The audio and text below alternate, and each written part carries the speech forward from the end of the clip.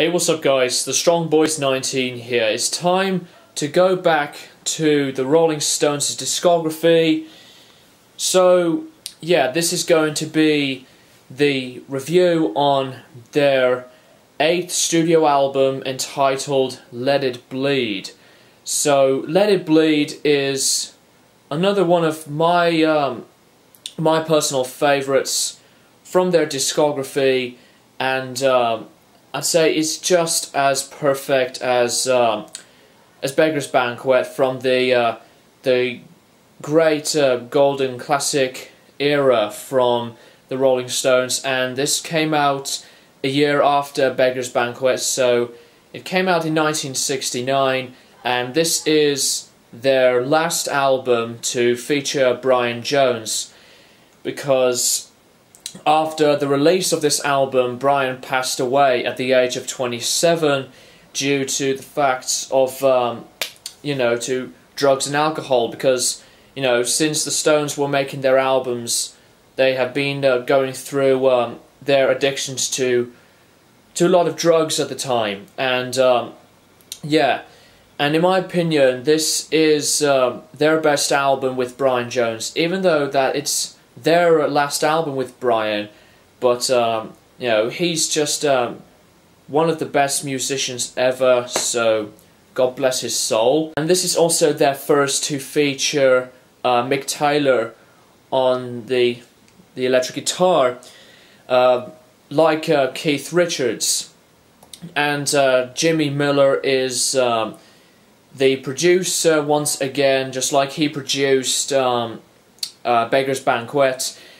Now, this album still really has the same vibes of original creativity and sound since Beggar's Banquet, because with Beggar's Banquet, the Rolling Stones have really gone much more better with their creativity and style of playing, and also their whole sound of their music. And Beggar's Banquet was just the startup of the list of the Rolling Stones' best albums, along with Let It Bleed, like Sticky Fingers and Exile on Main Street, Some Girls, whatever. So I love Let It Bleed. It's one of my favourites from the Stones, in my top 5 basically. So yeah, and when this album came out, it reached #1 in the UK charts, and it knocked off Abbey Road from the Beatles out of the top slot. And the interesting thing about this album is that like Beggar's Banquet, the Rolling Stones have really trying to do something quite different with their own original sound, like a combination of their sound with instruments like the previous albums, and it seems to work out really well. And the artwork on this album as well is very iconic. It's just really cool. The vinyl and some other pieces, the top with the cake and the band members as the candles, which is a really cool idea, and others like the pizza slice and the tape holder thing, whatever it's called. There's just a lot of stuff on there. So yeah, I do really love the album artwork, and band members as candles. That's rock and roll for you. But yeah, there's been lots of very, very good songs on this album, and the production is just really, really good. And the songs on the album still really have the same edges of blues rock, with some music that's more hard rock with the blues sound. Brilliant songs on here, like the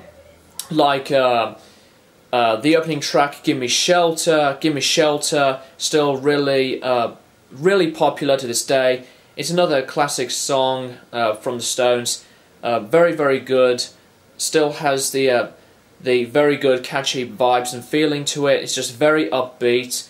And another really good one is Midnight Rambler, which is really much more of a blues rock type of song, and it's just really cool, catchy as well, and country honk, or as they call it, you know, honky tonk woman, whatever. Country honk is still pretty much the same as like their earlier songs from previous albums, just same simple beat with simple chords, and there's been a lot of backing vocals on this album, involving some backing vocals from the other guys besides Mick Jagger on lead vocals, and another excellent song, You Can't Always Get What You Want.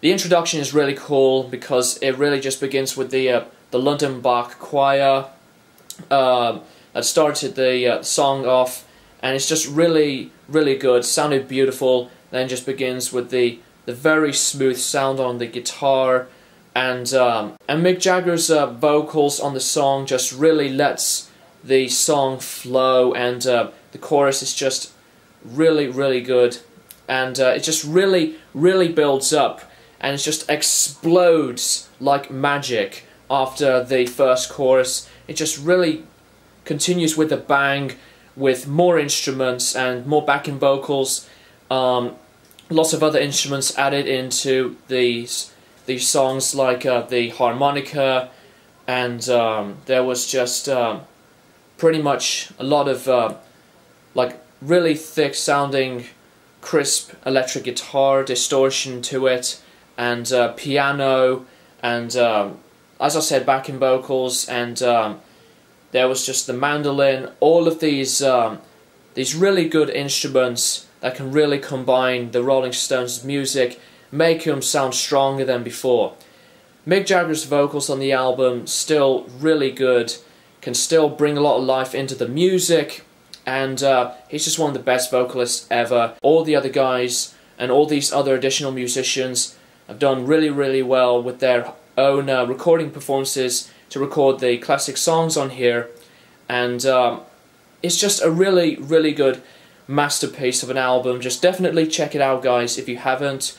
And you know, it's just one of these albums that you just really need to listen to when you're just in love with the vibes of just classic rock with a lot of classic bluesy edge to it. So yeah, and it's just one of the greatest albums ever, and the Rolling Stones really done it again with this album. It's just top-notch perfection, like Beggar's Banquet. So yeah, that's just really all I've got to say about Let It Bleed. As I said, definitely check this album out, and it's just a big classic for what it is, and it's still a classic to this day. So I'm going to give Let It Bleed from the Rolling Stones a 10 out of 10, and I'm going to be excited to review Sticky Fingers, because that album and Exile on Main Street are my two #1 personal favourites from their discography. So yeah, thank you guys for watching, and the Stones shall live on.